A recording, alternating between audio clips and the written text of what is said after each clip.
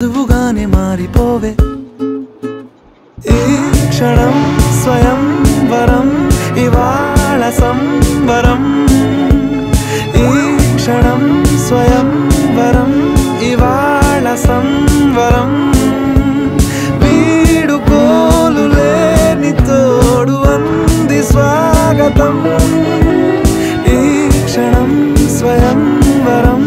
ఇవాళ సంబరం